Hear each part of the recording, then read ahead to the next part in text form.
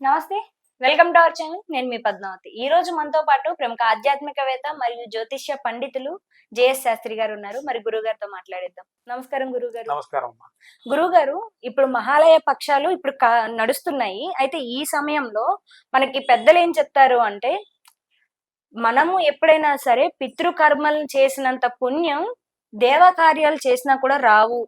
ఎప్పుడైనా సరే మన పెద్దలకి మనం ఏవైతే వాళ్ళు కోల్పోయారో, వాళ్ళు ఏవైతే ఆశపడి వదులుకొని వెళ్ళిపోతారో, ఆ పితృకర్మలు చేస్తేనే వాళ్ళ ఆత్మ శాంతిస్తుంది. చెయ్యకపోతే ఆ ఆత్మ ఇక్కడే తిరుగుతుంది. దానివల్ల మనకి ఇంకొంచెం నష్టాలు ఉంటాయి తప్పితే జీవితంలో ఎదుగుదల కూడా ఉండదు వాళ్ళ వల్ల అనేసి అంటారు. ఇది నిజమేనంటారు? అంటే ఇప్పుడు పితృకర్మలు చెయ్యాలి అని అనేది కంపల్సరీనా? ఒకవేళ చేస్తే ఏ విధంగా చెయ్యాలి?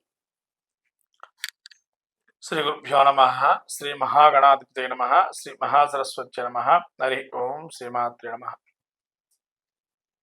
పితృ కార్యక్రమాలు మహాలయ పక్షం జరుగుతుంది. పితృ కార్యక్రమాలు ప్రత్యేకంగా కొంతమంది వర్ణాలు బట్టి వాటి కాలంలో తిథులు అనేది నిర్ణయించి కొంతమంది ప్రతి సంవత్సరం పోయిన తిథిని నిర్వర్తిస్తుంటారు. అది కాకుండా ప్రత్యేకంగా ఈ 15 రోజులు కూడా వాళ్ళకి అప్పుడు పెట్టిన తిథి మళ్ళీ మళ్ళీ కూడా ఈ సమయంలో కూడా పెట్టొచ్చును అని చెప్పి మనకు శాస్త్రం చెబుతుంది. పురాణం కూడా తెలపబడింది. దీనికి నారద పురాణం కానీ, వరాహ పురాణం కానీ, తర్వాత మనకు అనేక రకాల పురాణాలు తెలపబడింది. గరుడ పురాణంలో కానీ.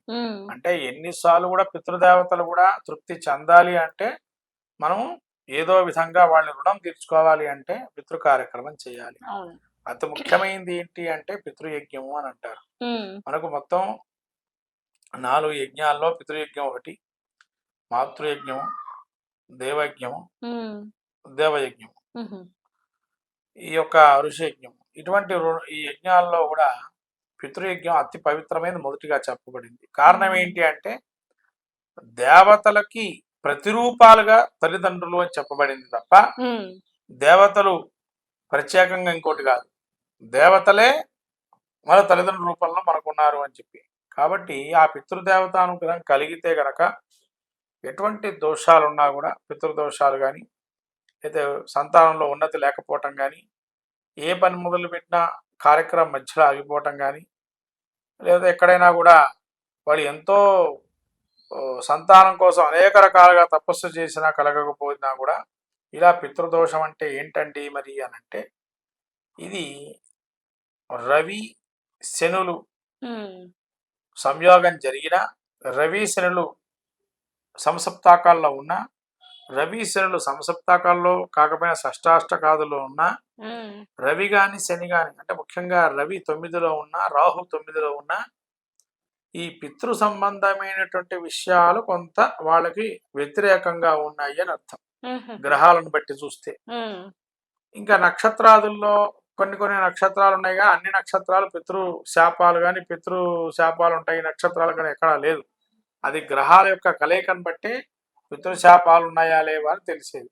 అంతే నక్షత్రాలను బట్టి పితృశాపాలు అనేవి ఉండవు. ఇంకో విషయం ఏంటంటే పితృ యజ్ఞం మరి ఏ విధంగా చేయాలి, ఎట్లా ఏంటి, మరి వాళ్ళకి ఏది ఇస్తే సంతృప్తి పడతారు అంటే తిలా తర్పణము, నువ్వులతో తర్పణం చేయటం. ఎక్కడైనా తీర్థక్షేత్రాలు, మనకి తీర్థక్షేత్రాలు కూడా ఉన్నాయమ్మా. అయోధ్య, మధుర, మాయ, కాశీ, కాంచి, అవంతిక, పురీ ద్వార వతీచేవ సప్తైతే మోక్షదాయక అన్నారు. అయోధ్యలో శ్రార్థం పెట్టచ్చు. మళ్ళీ అట్లానే మధుర కృష్ణుడు పుట్టినటువంటి ప్రాంతం. మళ్ళీ మాయా అంటే మనకి ఇక్కడ గజాక్షేత్రం. అయోధ్య, మధుర, మాయా, కాశీ క్షేత్రం. తర్వాత కాంచి, మనకు అమ్మవారు ఉండేటువంటి కాంచీపురం. తర్వాత పూరీ క్షేత్రం పురుషోత్తమ క్షేత్రంగా చెప్పబడింది. అలానే ద్వారకా నగరం. ఇవి కాకుండా కూడా మాతృగయ, పితృగయ, పాదగయ అని ఉన్నాయి. పాదగయ పిఠాపురం ఆంధ్రప్రదేశ్ లో ఉంది. మనకు అక్కడ పాదాలు ఉంటాయి, స్వామివారి విష్ణు పాదాలు ఉంటాయి దానిలో. అందుకని పిఠాపురంకి పాదగయ అని పేరు. మనకు కుకుటేశ్వర స్వామి గుడిలో ఉంటాయి పాదగయ అంటే పిఠాపురంలో. తర్వాత అక్కడ దత్తాత్రేయుడు వారి యొక్క ఔదంబ వృక్షం కూడా ఉంటుంది పిఠాపురంలో కుకుటేశ్వర ఆలయంలో. తర్వాత మళ్ళీ మనకు మాతృగయ గుజరాత్ రాష్ట్రంలో ఉంది. తర్వాత మనకు గయా క్షేత్రమే పితృగయ చెప్పబడింది. ఒడిస్సాలో కూడా ఒక ప్రాంతం గయా క్షేత్రంగా చెప్పబడుతుంది. మనకు గయా మహత్యంలో తెలపబడింది. ఒడిస్సాలో కూడా ప్రాంతం ఉందని చెప్పి. గురుగారు మరి గోకర్ణను వదిలేశారు. గోకర్ణ గురించి ఎక్కువగా ఇప్పుడు ప్రచారం వస్తుంది. అక్కడికి చాలా మంది వెళ్తున్నారు. అంటే జీవితంలో ఒక్కసారి గోకర్ణకు వెళ్లి పితృదోష కర్మలు చేసుకుంటే చాలు.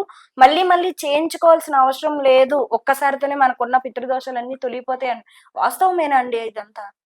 ఇక్కడ హ్మ్. గోకర్ణ క్షేత్రం గురించి హ్మ్. చాలా మందికి తెలియని ఒకటి సంఘటన ఉంది. హ్మ్. అసలు గోకర్ణంలోని ఎందుకు పెట్టాలి? ఎందుకు ఈ మధ్య కాలంలో అది ఎక్కువగా ప్రాధాన్యం చెందింది అంటే గోకర్ణ మహాక్షేత్రము. హ్మ్. ముఖ్యంగా చెప్పాలంటే అక్కడ తామ్రగౌరీ దేవి అమ్మవారు ఉంటుంది. హ్మ్. ఈ తామ్రగౌరి అమ్మవారి గురించి తెలుసుకోవాలి మొదలు. హ్మ్. ఎందుకంటే ఈ హ్మ్. తామ్రగౌరీ దేవి ఏదైతే ఉంటుందో హ్మ్. ఈ తామ్రగౌరీ దేవి వెనక భాగంలో ఒక కొలను ఉంటుంది. హ్మ్. ఆ కొలంలో చితాభస్వము అట్లానే ఎముకలు ఇప్పటికీ మీకు కనబడతాయి. ఓకే. అది ఎవరికీ తెలియదు. ఆహా! అక్కడ మెయిన్ గా చేసేది ఏంటంటే గంగాదేవి మనకు ఉత్తరంలో కాశీలో ఎట్లయితే గంగ ఉంటుందో అట్లానే దక్షిణంలో గోకర్ణంలో గంగాదేవి స్వయంగా నదీ రూపంలో ఉన్న ఏకైక క్షేత్రము గోకర్ణ మహాక్షేత్రం. ఓకే. ఆహా! ఇప్పటికీ మీరు తామ్రగౌరి అమ్మవారి వెనక వైపు చూస్తే ఒక కొలను ఉంటుంది. ఆ చితాభస్మం ఉంటుంది. అక్కడ ఎవరిని వేయనీయట్లేదు కానీ ఒకప్పుడు అక్కడ వేసేవారు అనేవారు. ఇప్పుడు ఆ క్షేత్రంలో కూడా కోటి తీర్థం అని ఒకటి ఉంది. ఆ కోటి తీర్థం మంచినీళ్ళ సరస్సు, మంచినీళ్ళ హ్మ్. చెరువుగా ఉంటుంది. హ్మ్. అక్కడ ఈ కోటి తీర్థంలో శ్రాద్ధ కర్మలు చేయొచ్చు అని చెప్పన్నారు. హ్మ్. కాబట్టి గోకర్ణ మహాక్షేత్రంలో కూడా అటువంటి చరిత్ర ఉంది కాబట్టి హ్మ్. దత్తాత్రేయ గారు అక్కడి నుంచి మాయమైపోయినారు. ఓకే. కనబడి ఆహా! అంతర్ధానం అయిపోయారు తపస్సు హ్మ్. చేసుకొని. కాబట్టి గోకర్ణ మహాక్షేత్రంలో కూడా పితృయజ్ఞం చేయొచ్చు. ఈ త్రయంబకంలో కూడా మీరు ఈ మధ్యకాలంలో దధీచి తన యొక్క వెన్నుముక్కతో తయారైనటువంటి గోదావరి నది పుట్టింది అక్కడే. అవును. అందుకని అక్కడ ఈ తీరులో కూడా పితృయజ్ఞం చేస్తారు అని చెప్పంటారు అక్కడ కూడా. కాబట్టి ఈ క్షేత్రాలు ఉన్నాయి. తర్వాత రామేశ్వరంలో కూడా మీరు పితృయజ్ఞం చేయొచ్చు. తిరువళ్ళూరు నరసింహస్వామి ఉన్నాడు. అక్కడ కూడా తిరువళ్ళూరులో కూడా తమిళ దేశం వాళ్ళందరూ కూడా అక్కడ చేస్తారు. హ్మ్. తిరువళ్ళూరులో కూడా. తర్వాత ఋషికేశు బద్రీనాథ్లో బ్రహ్మకపాలం ఉంటుంది. బ్రహ్మకపాలంలోను తర్వాత మనకు ఋషికేశ్లోను లేదా ప్రయాగలో కానీ ఇలాంటి మహాక్షేత్రాలు ఉన్నాయి. ఇవి కాకుండా ఈ క్షేత్రాల్లో చేసిన తర్వాత ఉజ్జయిని అనే మహాక్షేత్రం కూడా ఉంది మనకి. అవంతిక, అవంతి దేశం చెప్పలేదు ఇందాక. అందులో హ్మ్. అవంతిక అనే దేశం ఉంది. ఆ అవంతిక అంటే ఏంటంటే ఉజ్జయిని పట్టణ చుట్టూతా 8 మనకు కొలలు ఉంటాయట. 8 ఎవరైతే పితృయజ్ఞం చేస్తారో 8 దిశల్లో వాళ్ళు ఖచ్చితంగా కైలాసాన్ని చేరుకుంటారు. మోక్షం అంటే వాళ్ళ ముక్తి మార్గం కలిగి ఉత్తమ లోకాలు కలుగుతాయని చెప్పి మనకు ఉజ్జయిని మహత్యంలో తెలుపబడింది. హ్మ్. అట్లానే మీరు ఆ యజ్ఞం సంబంధించిన విషయాలు తెలితే గనక ఖచ్చితంగా పితృయజ్ఞం గనక చేస్తే ఆ చుట్టుపక్కల 8 ప్రాంతాలు ఉన్నాయట ఉజ్జయినిలో కూడా. హ్మ్. అలా చేయటం నర్మదా నదీ తీరంలో అలా భానుయజ్ఞంలో ఈ విధంగా పితృయజ్ఞం ఆ గోకర్ణ మహాక్షేత్రంగా అనేక క్షేత్రాలు ఉన్నాయి. బ్రాహ్మణుని తీసుకెళ్లి మనం కాలమాన ప్రస్తులు పెట్టగా సంకల్పం చెప్పుకొని చేసుకోవచ్చు. హ్మ్. ఇక గోకర్ణ మహాక్షేత్రం మీరు అన్నట్టుగా ఇప్పుడు కాలంలో ఎక్కువగా ప్రాచుర్యం వచ్చింది. అవును. ఇదివరకు అన్ని క్షేత్రాలు కూడా మనం తీర్థక్షేత్రాల్లో చేయొచ్చు. ఎందుకంటే మనం పిండాలు ఏదైతే పెడుతూ ఉంటారో కొంతమంది ఎక్కడెక్కడ దాని యొక్క ఆహారంగా వేయమన్నారు అంటే గోవుకి పెట్టమన్నారు పిండాను. అవును. ఒకవేళ అవకాశం ఉంటే గోవు లేకపోతే నదీ తీరంలో చెరువులో వదిలేయమన్నారు. నదీ తీరంలో చేయొచ్చు అని అంటారు. తర్వాత ఇవేమీ కుదరలేదండి ఇంకెక్కడ పెట్టాలి మేమంటే నది కూడా దొరలేదు, గోవు దొరకకపోతే గనక అగ్నిహోత్రంలో వేయంటారు. ఒక హ్మ్. అగ్నిహోత్రం చేసుకొని దానిలో అగ్నిలో వేసేసినా కూడా సాయంత్రం కల్లా ఈ శ్రాద్ధకర్మ చేసేటువంటి వారి ఇంట్లో పిండాలు కనపడకుండా ఉండాలి. ఓకే. హుహు. కాబట్టి ఇటువంటి శ్రాద్ధకర్మ తిలాతర్పణంతో తృప్తి పడతారు పితృదేవతలు కూడా. అందుకని తర్పణం వల్ల తృప్తి చెందుతారు అని అంటారు హ్మ్. పితృదేవతలు. ఈ విధంగా చేస్తే గనక మహాలయ పక్షాల్లో ఎవరైనా స్వయం పాకం ఇచ్చి ఆవుకి దానాగా ప్రతినిత్యం 15 రోజుల పాటు పెట్టినా హ్మ్. పితృయజ్ఞం యొక్క మహత్యం కలుగుతుంది.